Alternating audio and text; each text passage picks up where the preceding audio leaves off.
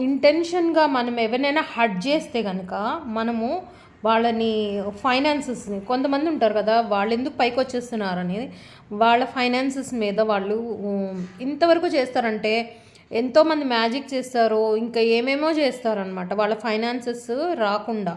వాళ్ళు అలా చేస్తే నీకు వచ్చేస్తాయా? నీకేమో పైశాచిక ఆనందం ఏంటి నీకు? ఆ మనిషి నీ దగ్గర నాకు నవ్వు వస్తుంది ఒకటే అండి నేను చెప్పేది. మనము ఈ కర్మ వీడియో నేను చేయడానికి కారణం ఏంటంటే, అది ఇంకో పెద్ద వీడియో మీకు ఒకటి చేయాలనిపిస్తుంటుంది. నాకేంటంటే అందరికీ చెప్పాలనిపిస్తూ ఉంటుంది.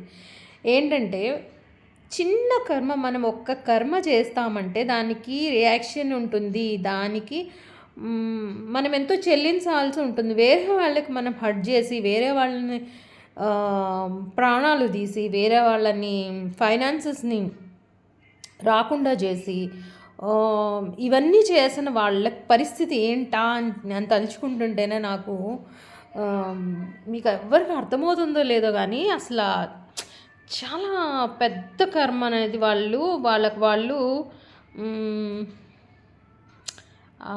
దీనిలో పడిపోయారు. ఇంకా అంతే, వాళ్ళని ఇంకెవ్వరు కాపాడలేరు, ఈశ్వరుడు కూడా కాపాడలేడు అనమాట. అట్లాంటి పరిస్థితిలో వాళ్ళు ఉన్నారు.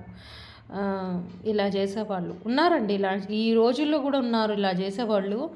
ఏంటంటే వేరే వాళ్ళని తొక్కేసి వాళ్ళ డబ్బు రాకుండా చేసి నువ్వు నువ్వు నువ్వు అయిపోదామనే నీకేమొచ్చేస్తాయి, నీకు లక్షలు.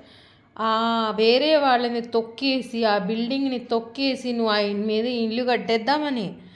అలా అసలు జరగదండి, అది 2 రోజులు కూడా నిలబదు అలాంటి బిల్డింగ్.